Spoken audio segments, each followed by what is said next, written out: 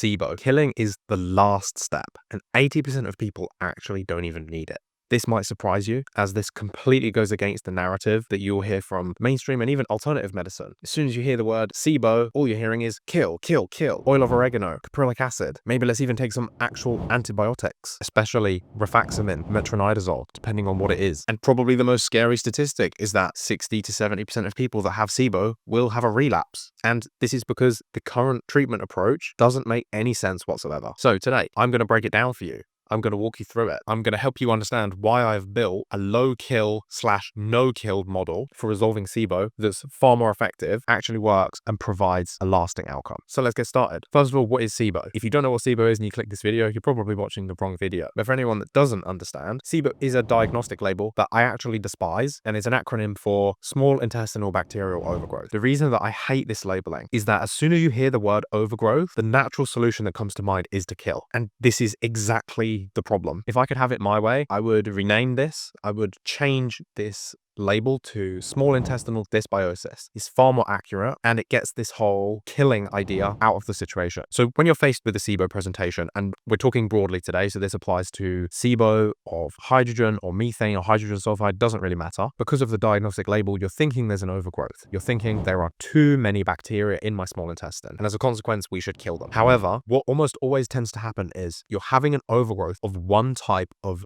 organism, and sometimes it's a few, sometimes it's 2 or 3, but overall, what you'll see is if you look at the diversity of the individual's gut flora is very, very low. So an average healthy person is supposed to have 2,000 to 3,000 different types of organisms living in their gut. Could you imagine 2,000 to 3,000 different people? Like, that is an insanely large amount of people, and you're supposed to have this many different types of organisms living in your gut. Even taking one singular course of antibiotics, I literally don't know a single person that hasn't taken at least 2 or 3 courses of antibiotics in their life. But if you take one course of antibiotics, the diversity on your microbiome that you can lose is up to 60%. So if you're in that range of between 2,000 and 3,000 different types of organisms, you're going from 2,000 to 3,000 to 700 to 1,000. You're losing an enormous amount of diversity. And to restore yourself back to that top end range of diversity, it takes 10 plus years. And literally, again, every single person I know is taking at least one course of antibiotics every 10 years. So you never get that diversity back. And the thing that makes the microbiome strong is diversity. Diversity is the key. And the reason for this is your microflora is a very delicate balance of nature. Everything keeps everything else in place. You've probably at school studied how you have different predators and different organisms in nature. You'll have grass, and then you'll have something that eats it, and then you'll have something that eats that animal. You know, you'll have like the little grass seeds, and then you'll have the little rodents like the mice. Then you'll have a big predator like an eagle or something that comes to eat it. And you see this food chain. And the thing is, the predator at the end is actually a very important part, because otherwise you just have mice running everywhere. The mice eat all of the grass. There's no grass, the mice die off. Everything in the food chain is very important, and you can take this idea of the food chain, times it by 10 for the level of complexity, and apply it to your gut. When you have certain things that are missing or imbalanced, the whole ecosystem becomes completely imbalanced, and what you'll tend to see happen is an overall decrease in diversity, and there will be a few 1, 3, 5 organisms that grow very, very high rate. This is a symptom of a problem of a lack of diversity, but the solution that you're provided right now is to take something to kill these 2, 3, 4, 5 organisms that are growing out of balance, which actually overall reduces your diversity even further, which actually perpetuates the problem, because there's still space and something has to grow to fill it, and it's going to be these pathogenic organisms, because these are the ones that already have a foothold. So you really need to start thinking about SIBO in a completely different way. And if you do so, you'll come to the conclusion, as I'm suggesting now, that killing things actually makes no sense whatsoever, because that's what caused the problem in the first place. This can happen because of antibiotics, but there are a lot of other things that kill our gut flora. Unless you eat 100% organic, you have pesticides in the animal products you eat, in the vegetables that you eat. All pesticides are antibiotic. They disrupt the microflora. We're seeing a depletion of nutrients in the soil, but we're also seeing a depletion of beneficial bacteria. And if it's happening there, it's happening in your gut as well. We also live in an industrial world. There are chemicals everywhere. Even if you're doing everything you possibly could to avoid toxicity, you probably have a car. Cars produce fumes. We try to live a more natural lifestyle and avoid harsh chemicals, but sometimes you need to use a little bit of bleach. It's necessary occasionally. And these things are pollutants, and they kill your gut flora. And ancestrally, we would consume fermented foods all of the time just because we needed to. Refrigeration didn't exist. It was the only way we could preserve our food. We would eat fermented foods all the time. If you look in countries like Korea, they eat kimchi every day. They eat with every single meal. But over here, we don't. We're missing it. Not only are we missing this input of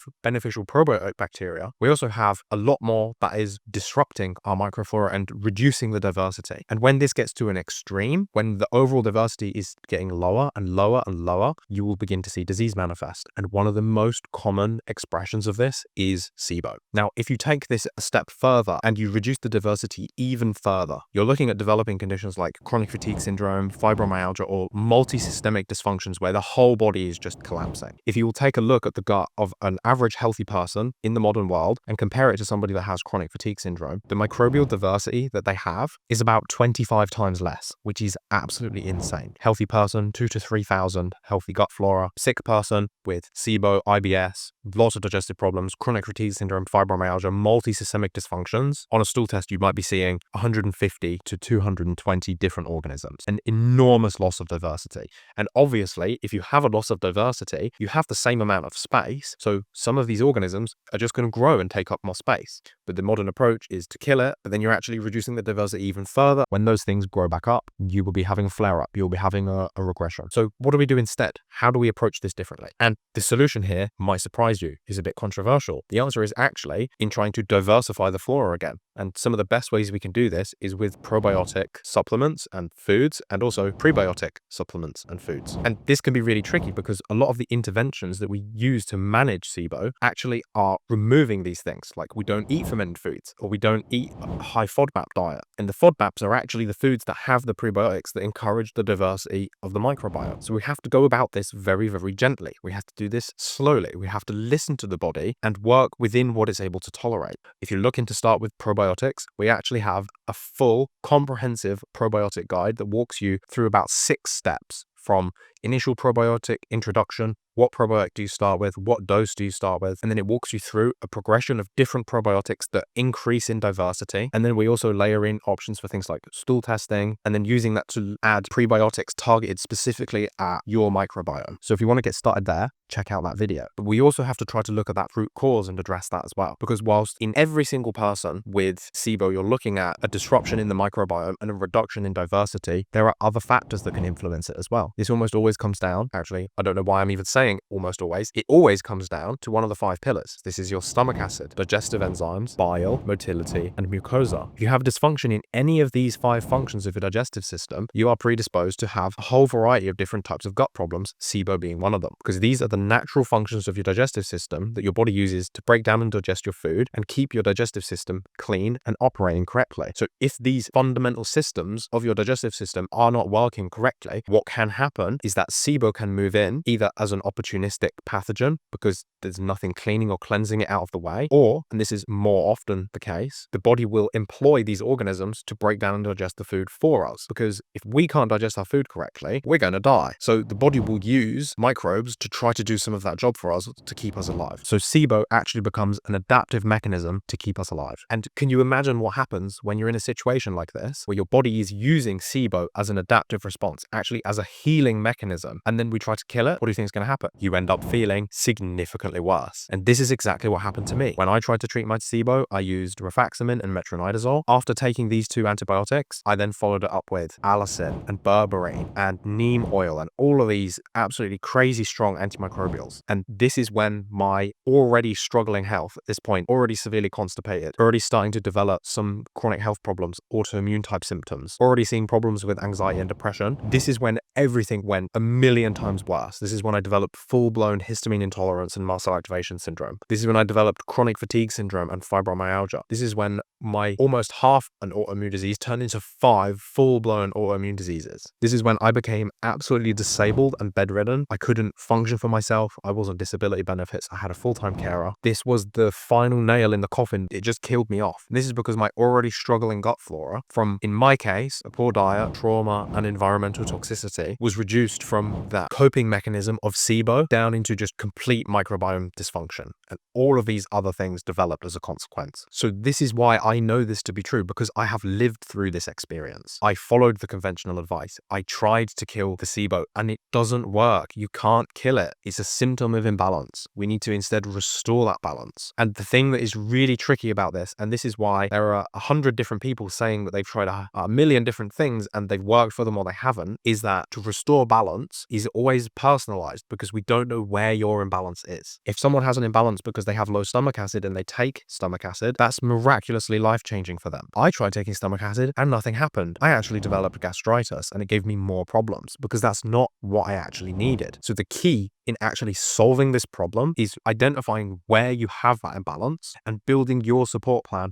around that imbalance to bring you back into a balanced state. It's almost universally true that when you do have a microbiome imbalance presentation, probiotics, fermented foods, prebiotics, and all these microbiome interventions are going to be a required part of the recovery process. But we have to combine this with the support of, as I said, the 5 pillars: the stomach acid, digestive enzymes, bile, motility, mucosa. But we need to target them at what you need. We need to target the support where your body needs the support. We need to address the areas where your body is presenting with dysfunction. And now you may be asking, well, I don't know what's wrong. I don't know where this dysfunction is. And up until now, the only way that I could really help you figure that out was with a consultation. And that's still an option if you want some one-on-one support. But I realized this was a problem a lot of people were facing and not everybody can afford a one-on-one consultation. So we created a gut health quiz that you can fill out and it's 100% free. It helps you identify where the areas of dysfunction are so you can see what part of your digestive system needs extra support, and then it creates a personalized support, giving you personalized suggestions that you can specifically support those areas of dysfunction in your case. This means the likelihood of you benefiting from these interventions is so much higher, because instead of it just being me saying, oh, L-glutamine is good for leaky gut, or you should take this probiotic, or you should take zinc carnosine because it's going to help your stomach, instead of it being just a broad, random suggestion that might help some people and probably won't help most, you can fill out the quiz, and based on your symptoms, it helps us identify where you have these dysfunctions and it gives you personalized suggestions based on where those dysfunctions are presenting. So if you want to do either of those, if you want to do a one-on-one consultation with me, or you want to fill out this quiz and get your free personalized results, you can find links to both of those in the description below. So head down there, do one of those two things. It's the best way I can help you. A lot of the time you don't need more information, you need personalization, you need it to be targeted. And I've been making videos for a really long time, and I know that you really need a personalized touch to make a difference in your healing approach. So go and fill those out. And if you're dealing with SIBO right now, if you're facing any of these digestive problems, if you're working with a practitioner, if the first thing that they jump to is an antimicrobial protocol, maybe consider finding somebody else. They might not be well versed in what they're doing, or they might be following this old model of SIBO means we need to kill it because it's an overgrowth, and they're actually lacking the understanding that this is an imbalance, this is a dysbiosis. There's actually a deficiency of diversity, and more killing is only going to make that worse. And I'd say this not just with the confidence of my own experience, but with working with, unfortunately, hundreds of people that also have SIBO, or they get some kind of digestive problem like this. They follow the conventional treatment plan, they take antimicrobials, they take antibiotics, they end up getting worse, and then they come and find me, and then we have to fix the problem, and it's much worse than it would have been if we'd just not killed everything in the first place. So if I'm catching you before you've done your kill protocol, if you're watching this video before you've taken your antibiotics, before you've taken your antimicrobials, and someone's saying, look, you have a positive breath test, I think you have SIBO, let's try and kill it, please try and find somebody else, because they don't really understand how SIBO works and how killing it sounds really nice in paper and in theory, but actually doesn't work for most people. And if you do the underlying work, if you address the diversity imbalance, if you correct the dysfunction in the gut, the 5-pillar dysfunction, for 80% of people, no killing is necessary at all whatsoever. And for that remaining 20% of people, the kind of kill approach that you need tends to be so much more gentle than what is done nowadays. It's not 20 drops of oil of oregano, which to make that, you would literally need to harvest like 5 bushes of oregano to make those 20 drops. It's literally like sprinkle a little bit of oregano on your food, have time, do vegetable juicing. These things all have antimicrobial agents in. And again, it's not about throwing a nuclear bomb into your gut and destroying everything. We just need to selectively inhibit certain microbes and selectively feed certain others. We're cultivating a garden here. Nobody does gardening by going into their garden and just destroying everything. No one drops a bomb to start a garden. You go in, you remove the weeds, you carefully cultivate the soil, you make it fertile, you put the specific seeds that you want to grow. It's a very delicate process. Working on your gut actually